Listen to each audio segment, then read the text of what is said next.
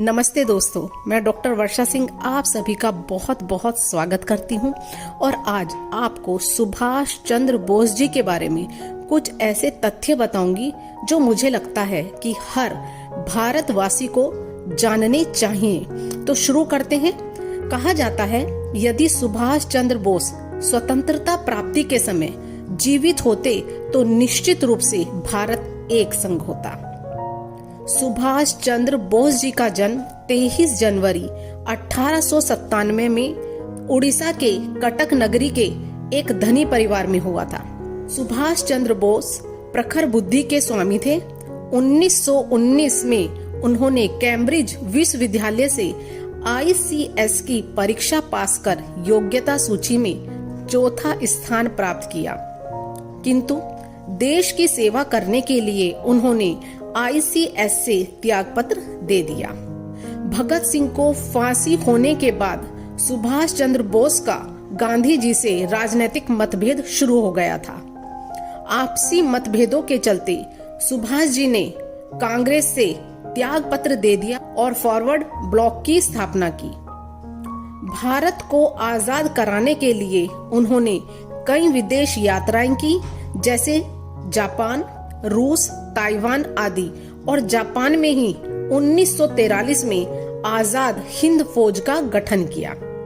सुभाष जी का लोगों से मदद मांगने का तरीका निराला था। उन्होंने कहा, तुम मुझे खून दो, मैं तुम्हें आजादी दूंगा।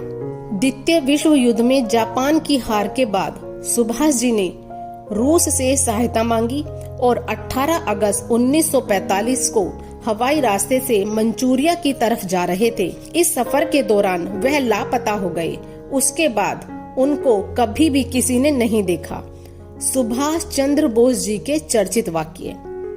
सुभाष चंद्र बोस के मुख से निकले शब्द जय हिंद अमृतवाणी बन गए और आज अभिवादन का तरीका बन गए हैं।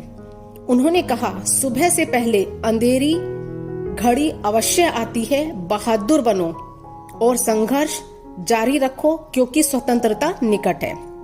और उन्होंने ऐसा संदेश दिया जो आज के युवाओं के लिए, हम सब के लिए जीवन जीने की एक नई दिशा निर्धारित कर सकते हैं। जैसे मेरे पास एक लक्ष्य है जिसे मुझे हर हाल में पूरा करना है। मेरा जन्म उसी के लिए हुआ है। मुझे नैतिक विचारों की धारा में नहीं रहना है।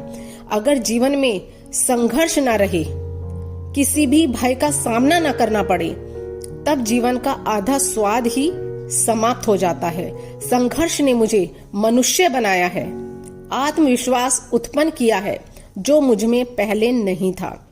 इतिहास में कभी भी विचार विमर्श से कोई ठोस परिवर्तन हासिल नहीं किया गया है। आज हमारे अंदर बस एक ही इच्छा होनी चाहिए, मरने की इच्छा, ताकि भारत जी सके। जय हिंद दोस्तों। ऐसा लगता है कि सुभाष चंद्र बोस जी का जन्म केवल भारत माता के लिए हुआ था और वो मिट भी भारत माता के लिए ही गए। वो हमारे आदर्श हैं। मैं चाहती हूँ कि मेरा बनाया गया ये वीडियो सब लोगों तक पहुँचे ताकि हमारी आने वाली पीढ़ियों में सुभाष चंद्र बोस सदियों तक जीवित रहें। धन्यवाद दोस्तों।